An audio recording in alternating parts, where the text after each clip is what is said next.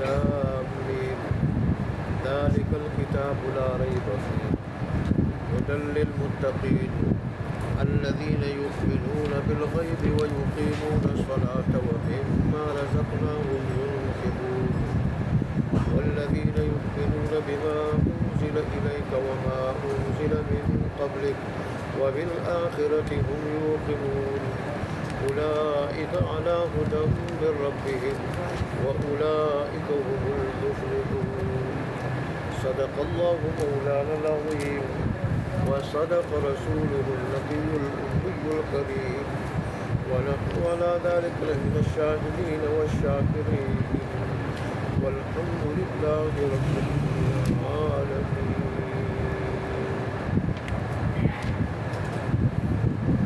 سورہ بقرہ کے فضائل اور اس کے مضامین اور حروف مقطعات کے بارے میں کچھ باتیں آپ کو بتائی گئی تھی. آج کی آیات میں سب سے پہلے ذالکہ کا جو اس میں اشارہ ہے اس کے بارے میں بتایا جائے گا، اور اس کے بعد ہدایت کے بارے میں، لفظ ہدایت کے بارے میں کچھ بتایا جائے گا، اور ساتھ پھر متقی پرہیزگار لوگوں کی صفات، اور پھر ان کی دنیاوی حالت اور ان کی حقیقت اور آخرت میں ان کو ملنے والے فوائد، تقوی کی برکت سے اس کا ذکر ہوگا. تو ذالکہ یہ اس میں اشارہ ہے، یعنی یہ وہ اسم وہ لفظ ہے جس سے کسی چیز کی طرف اشارہ کیا جاتا ہے، لیکن یہ عربی لغت میں دور کے اشارے کے لیے دور. حالانکہ کتاب ہمارے سامنے ہے، ہمارے سامنے کتاب ہے، تو چاہیے تو یہ تھا کہ اس کے لیے قریب کا اشارہ ہوتا، ھذا، یہ قریب کے اشارے کے لیے ھذا کا لفظ استعمال ہوتا. ھذا الکتاب لا ریب، یہ وہ کتاب ہے کہ جس میں کوئی کا کچھ شبہ نہیں. لیکن ھذا کے بجائے ذالکہ جو دور کے لیے استعمال ہوتا ہے. تو مفسرین نے اس کے دو جواب دیے ہیں. ایک تو یہ کہ جب کسی چیز کی عظمت بتانی ہو، کسی چیز کی عظمت بتانی، کہ چیز بڑی عظمت والی عظیم چیز ہے، تو وہ اگرچہ قریب ہو اس کے لیے اشارہ دور والا استعمال کیا جاتا ہے، دور والا، اور اس سے اس چیز کی عظمت بتانی مقصود ہوتی ہے. جیسے یہاں قرآن کے بارے میں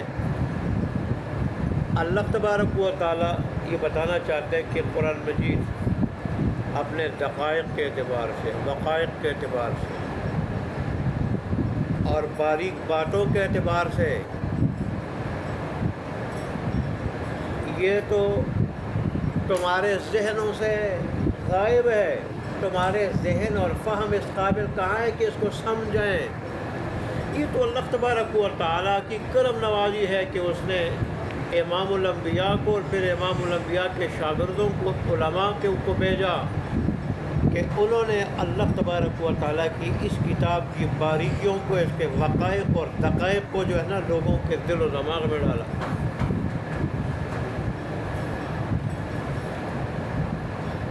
اس لیے یہاں ذالکہ کا اشارہ، ذالکہ کے لفظ سے اشارہ ہے جو دور کے لیے استعمال ہوتا ہے، کہ اپنی باریکیوں کے اعتبار سے یا ہمارے فہموں سے، ہمارے دلوں سے، ہماری سمجھ سے گویا کہ کیا ہے، غائب ہے، سمجھ میں آنے والی آسانی سے نہیں. اس کی باریکیاں اللہ کی قلم نوازی ہے، اس نے آسان کر دیا. اور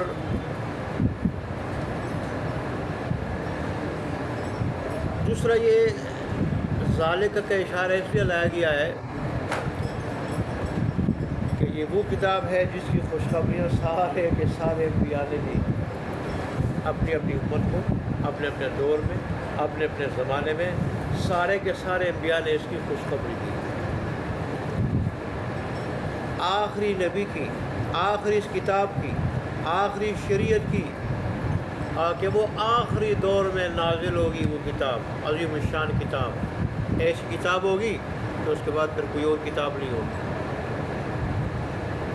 ایسا نبی ہوگا کہ اس کے بعد پھر کوئی اور نبی نہیں ہوگا۔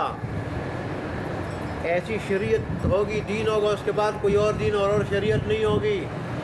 سارے انبیاء اس کی خوشخبری دیتے آ رہے، اور بہت سارے سابقہ کتابوں کا علم رکھنے والے اس کتاب کے انتظار میں، اس شریعت کے انتظار میں، اس نبی کے انتظار میں تھے۔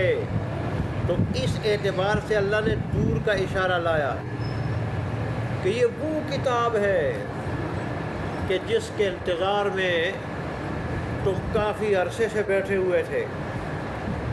یہ وہ کتاب ہے کہ جس کی خوشخبریاں، بشارت سابقہ آسمانی کتابوں میں تمہیں ملی ہے، ملتی رہی ہے۔ یہ وہ کتاب ہے۔ اس لیے اللہ تبارک و تعالیٰ نے وہ اشارہ، اس میں اشارہ ذکر کیا ہے جو دور کے لیے استعمال ہوتا ہے۔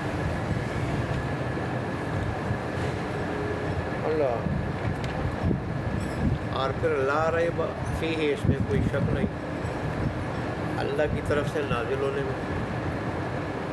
خود ان آیات کی ذات میں کوئی ایسا نقص نہیں، کوئی ایسی کمی نہیں، کوئی ایسا تناقض نہیں ہے کہ جس کی وجہ سے کسی کو شبہ ہو جائے، کسی کو شک ہو جائے۔ ہاں، اپنی ذات میں کسی کی کمی ہے، فہم میں کمی ہے، عقل میں فتور ہے،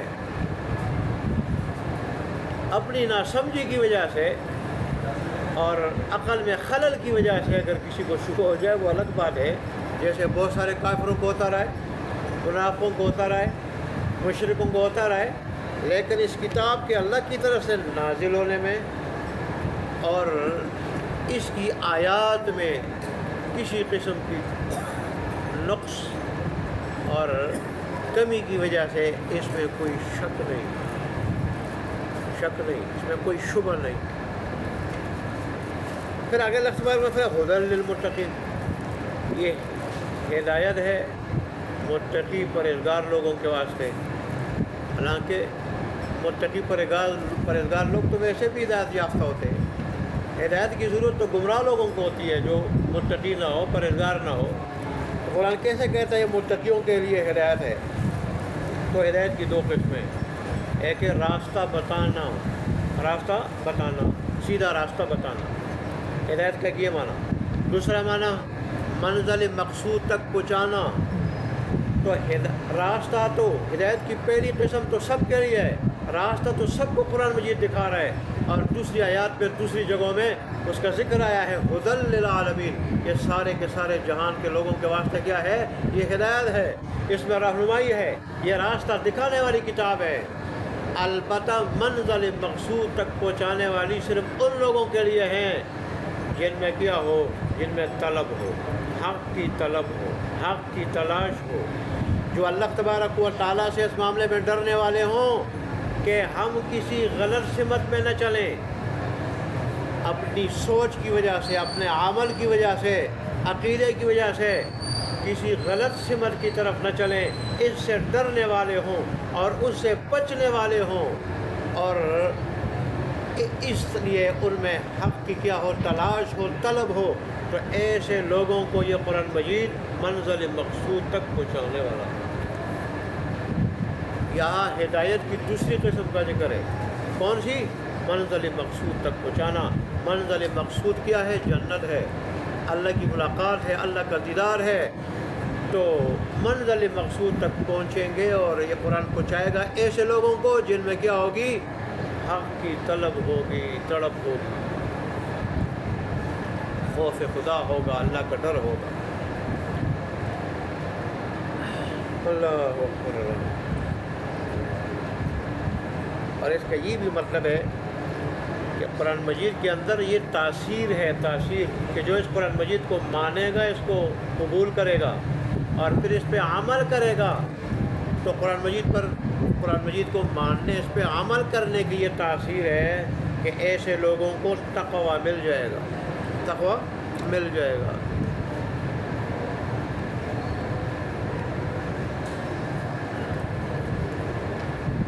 اور پھر ان لوگوں میں وہ صفات پیدا ہو جائیں گی قرآن مجید کو ماننے، اس پہ عمل کرنے کی وجہ سے، جن صفات کا اللہ نے یہاں ذکر کیا، وہ صفات ان میں پیدا ہو جائیں گی۔ یہ قرآن مجید کی ماننے، اس پہ عمل کرنے کی یہ تاثیر ہے۔ ظاہر ہے جو آدمی قرآن مجید پہ عمل کرتا ہے تو دن بدن اللہ اس کو تقوی میں ترقی دیتا ہے، تقوی میں ترقی دیتا ہے۔ جتنا عمل زیادہ ہوتا ہے اتنی ترقی زیادہ ہوتی ہے تقوی میں، اور ایک دن ایسا جاتا ہے کہ وہ لوگ تقوی میں کامل بن جاتے ہیں، کامل۔ وہ پھر شرک تو کیا، کفر تو کیا، گناہ کبیرہ تو کیا، صغیرہ پہ اصرار تو کیا، جو چیزیں مشکوک ہوں اور مشتبہ ہوں ان سے بھی اپنے آپ کو بچاتے ہیں۔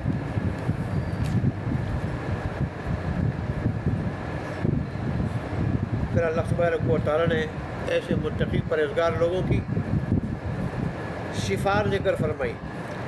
تو پہلی صفت فرمایا کہ وہ بے دیکھے چیزوں پہ، بن دیکھے چیزوں پہ ایمان لاتے ہیں، یقین رکھتے ہیں۔ اصل میں دنیا میں تو اسی ایمان کا اعتبار ہے کہ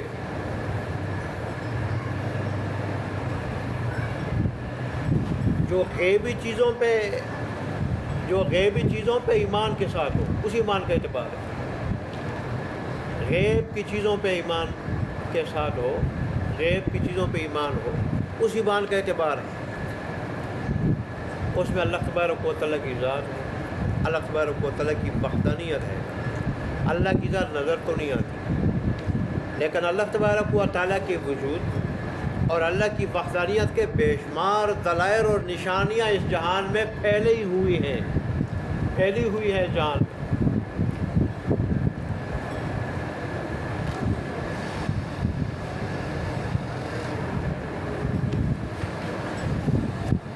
آج بھی بہت سارے ملحد قسم کے لوگ وہ کہتے ہیں جو چیزیں نظر نہیں آتی ان پہ ایمان لانے کی کیا ضرورت ہے۔ دنیا میں تو بہت ساری چیزیں ہیں کہ جو انسان کو نظر نہیں آتی، لیکن عقل دوڑاتے ہوئے انسان کو ماننی پڑتی ہے، عقل دوڑاتے ہوئے۔ یہاں بھی اللہ یہی کہتے ہیں کہ جو انسان اپنی عقل سے کام لے، سمجھ سے کام لے، تو اللہ تبارک و تعالیٰ کی ذات، اللہ کی صفات اور جو چیزیں اللہ تبارک و تعالیٰ نے بتائی ان پہ ایمان لیا، اور ان پہ ایمان انسان لے آتا ہے۔ انسان دیکھتا ہے جہاز اڑ رہا ہوتا ہے، جہاز، لیکن اس جہاز کو اڑانے والا پائلٹ نظر نہیں آتا، لیکن جب جہاز اڑتے دیکھتا ہے تو خود بخود پائلٹ کا یقین کر لیتا ہے کہ بغیر پائلٹ کے جہاز اڑ نہیں سکتا۔ اب جہاز نظر آ رہا ہے، پائلٹ نظر نہیں آ رہا، لیکن یہاں عقل دوڑاتا ہے اس میں۔ جب انسان عقل دوڑاتا ہے تو اس کی عقل کہتی ہے کہ بھئی پائلٹ کے بغیر جہاز نہیں اڑ سکتا۔ ایسے ہی بارش جو ہے نا برس رہی ہے، اس کو بادل نہیں نظر آ رہے، لیکن بارش کے قطرے نظر آ رہے ہیں، تو یہ یقین کر لیتا ہے کہ بادل ہے تو بارش ہو رہی ہے، اس لیے کہ بادل کے بغیر بارش نہیں ہو سکتی۔ اللہ کے قانون کے مطابق، جو عام عادت ہے اس کے مطابق اللہ برسانا چاہے اس کے بغیر بھی برسا سکتے، لیکن عام طور پہ بادل ہوتا ہے تو بارش برستی ہے۔ تو آپ دیکھیں، یا انسان عقل دوڑاتا ہے تو خود بخود بادل پہ یقین کر لیتا ہے۔ ایسا ہی اللہ تبارک و تعالیٰ کی ذات، اس کے وجود پہ بھی بے شمار چیزیں دلیل ہیں، اور اللہ کی وحدانیت پہ بھی بے شمار چیزیں کیا ہیں، دلیل ہیں۔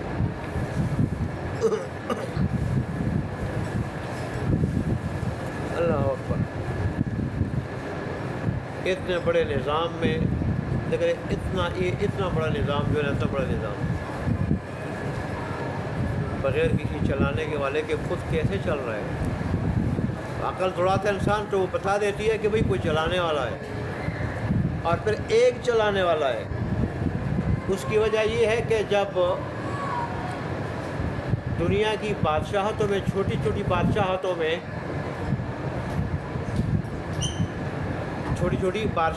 میں، جب حکومت چلانے والے کئی افراد ہوتے ہیں تو ان میں اختلاف ہو جاتا ہے، اور اختلاف کی وجہ سے حکومت درہم برہم ہو جاتی ہے، ختم ہو جاتی ہے۔ تو اتنی بڑی بادشاہت میں اگر ایک سے زیادہ خدا ہوتے تو یہ نظام درہم برہم ہوتا۔ جیسے اللہ نے قرآن میں خود فرمایا لو کان فیہما آلہۃ لفسدتا، کہ زمین و آسمان میں اللہ کے سوا چند خدا ہوتے، کئی خدا ہوتے اللہ کے سوا، تو یہ زمین و آسمان جو ہے دونوں کیا ہو جاتے ہیں؟ ان کا نظام درہم برہم ہو جاتا، یہ تباہ و برباد ہو جاتے، دونوں فاسد ہو جاتے۔ چونکہ ایک خدا ہے، زیادہ نہیں، تو اس لیے یہ نظام درہم برہم نہیں ہوا۔ اس لیے اللہ نے فرمایا کہ پہلی صفت یہ بن دیکھی چیزوں پہ ایمان لاتے کہ اللہ کی ذات ہے اور وہ وحدہ لا شریک ہے، اس کا کوئی شریک نہیں۔ اسی طرح آخرت ہے، فرشتے ہیں، کتابیں ہیں، اور اس طرح اللہ نے اتنے انبیاء بھیجے ہیں، ان کی کتابیں، ان کی شریعتیں، وہ سارے کے سارے انبیاء کیا ہیں؟ برحق ہیں۔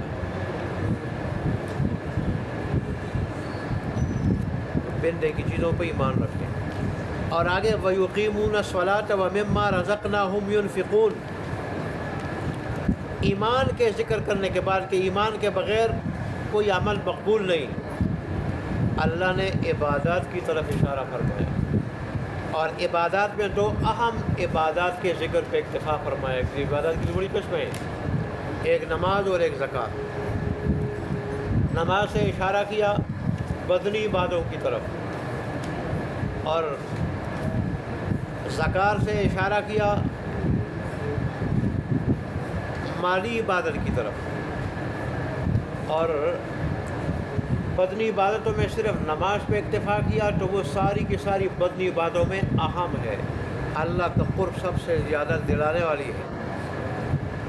اور اس طرح مالی عبادتوں میں یہاں ویسے تو اس میں تو ساری کی ساری مالی عبادات آ جاتی ہے، اور سارے خرچ جتنے بھی جو ہے نا انسان خرچ کرتا ہے وہ سارے کے سارے جو ہے نا وہ ساری کے ساری مالی عبادات اس میں آ جاتی ہیں، لیکن یہاں میں سب سے اہم وہ زکوٰۃ، اور مین اشارہ اس کی طرف ہے۔ تو فرمایا کہ وہ بدنی باتیں بھی ادا کرتے ہیں اور مالی باتیں بھی ادا کرتے ہیں۔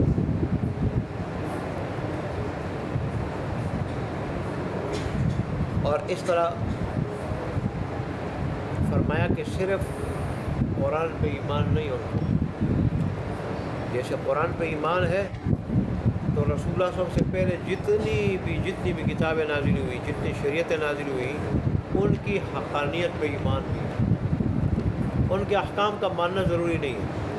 اس کی وجہ یہ ہے کہ قرآن جب آیا، قرآن کے احکام جب آئے، دین اسلام کے احکام جب آئے، اب سارے کے سارے سابقہ احکام جو ہے وہ کیا ہے؟ وہ منسوخ ہے۔ وجہ اس کی کیا ہے؟ وجہ اس کی یہ ہے کہ قرآن سے پہلے، دین اسلام سے پہلے جتنی کتابیں آئیں، جتنی شریعتیں آئیں، ان کے احکام مخصوص قوم کے لیے، مخصوص زمانے کے لیے تھے۔ وہ احکام ہمیشہ اور سارے زمانوں کے لیے نہیں تھے۔ جس قوم کو اللہ نے احکام دیے اس قوم کے لیے تھے، جس زمانے کو اللہ نے وہ احکام دیے اس زمانے کے لیے تھے، جس زمانے میں بھیجے گئے اس زمانے کے لیے اور اس قوم کے لیے، قیامت تک کے لیے وہ نہیں تھے۔ لہٰذا جب زمانہ گزر گیا، وہ نبی گزر گیا، وہ احکام بھی ختم ہو گئے، احکام باقی نہیں رہے۔ یہ ایک قرآن ہے کہ جس کے احکام قیامت تک آنے والے انسانوں کے لیے، اس لیے قرآن کے آنے کے بعد اب سارے کے سارے احکام کیا ہو چکے ہیں؟ منسوخ ہو چکے ہیں۔ اب قرآن ہی ہے کہ جس کے احکام قیامت تک کے لیے ہیں۔ اور یہی وجہ ہے کہ سابقہ شریعتیں، سابقہ کتابیں ہمیشہ ہمیشہ کے لیے نہیں تھی، مخصوص مدت کے لیے، مخصوص قوموں کے لیے وہ تھی، تو اللہ نے ان کی حفاظت کا ذمہ بھی نہیں لیا تھا، اور یہی وجہ ہے کہ کچھ عرصے کے بعد پھر وہ محفوظ نہیں رہی۔ ایک قرآن ہے، جب یہ ہمیشہ کے لیے تھا اور اس کے احکام ہمیشہ کے لیے تھے، تو اللہ نے اس کی حفاظت کا ذمہ بھی خود لیا۔ اِنَّا نَحْنُ نَزَّلْنَا الذِّكْرَ وَإِنَّا لَهُ لَحَافِظُونَ، بے شک ہم ہی ذکر قرآن مجید کو نازل کرنے والے اور ہم ہی اس کی حفاظت کرنے والے۔ یہی وجہ ہے رسول اللہ نے فرمایا، اگر آج موسیٰ علیہ السلام بھی ہوتے، ایک عظیم الشان نبی ہے، عظیم الشان کتاب کے مالک ہیں، صاحب ہیں، وہ ہوتے تو وہ بھی قرآن پہ عمل کرتے، وہ بھی میرے پیروکار ہوتے۔ اور فرمایا کوئی یہودی، کوئی عیسائی، کوئی ہندو، کسی مذہب والا اس وقت تک مومن اللہ کے نزدیک نہیں ہو سکتا جب تک مجھ پہ، میری شریعت، میری کتاب، میرے دین پہ ایمان نہ لائے اور اس کو تسلیم نہ کرے۔ لیکن مسلمان صرف ایمان رکھتے ہیں، ان شریعتوں کے احکام کا ماننا ضروری نہیں۔ احکام جو ماننا ضروری ہے وہ قرآن کے، دین اسلام کے۔ اور پانچویں صفت ان کی یہ بتائی کہ وہ آخرت کے دن پہ یقین رکھتے ہیں، ٹھیک، وہ قیامت کے دن پہ یقین رکھتے ہیں۔ یہ قیامت کو آخری دن اس لیے کہتا ہے کہ دنیاوی زندگی کا وہ آخری دن ہے دنیاوی، اس کے بعد تو پھر آخرت کا دور شروع ہو جائے گا، آخرت کا دور شروع ہو جائے گا۔ تو اس دن پہ یقین کیا رکھتے ہیں کہ اس دن ہم نے پوری زندگی کا، دنیاوی زندگی کا حساب دینا ہے، اللہ کی مرضی کے مطابق زندگی گزاری ہوگی، جزا ملے گی، اللہ کی مرضی کے خلاف تو کیا ملے گی؟ سزا ملے گی۔ تو یہ 5 صفتیں متقی لوگوں کی ہیں کہ جن میں یہ 5 صفتیں ہوں تو وہ اللہ کے نزدیک متقی ہیں، پرہیزگار ہیں، اور وہ لوگ منزل مقصود تک پہنچنے والے ہیں۔ قرآن ان کو منزل مقصود تک پہنچانے والا ہے، جو جنت ہے، اللہ کا دیدار ہے، اللہ کی زیارت ہے، اللہ کی رضا ہے، آخرت کی دائمی نعمتیں ہیں۔ اور پھر اللہ تبارک و تعالیٰ نے فرمایا جن کے اندر یہ 5 صفات ہوں، دنیا میں تو ان کی حالت اور حقیقت یہ ہے کہ رب کی طرف سے آئی ہوئی ہدایت پر ہے، رب کی طرف سے آئی ہوئی ہدایت پہ، اور آخرت میں ان کا انجام کیا ہوگا؟ آخرت میں وہ مراد کو پہنچنے والے ہیں۔ دنیا میں ہر ایک کی مراد کیا ہے کہ ہم جنت پہ پہنچ جائیں، اللہ کا دیدار نصیب ہو جائے اور اللہ کی رضا نصیب ہو جائیں، آخرت کی پکڑ سے بچ جائیں، اللہ آخرت کی دائمی نعمتیں ہمیں نصیب ہو جائیں، تو ایسے لوگوں کو یہ مراد مل جائے گی۔ اللہ ہمیں بھی ان لوگوں میں بنا دے۔ وآخر دعوانا الحمدللہ رب العالمین۔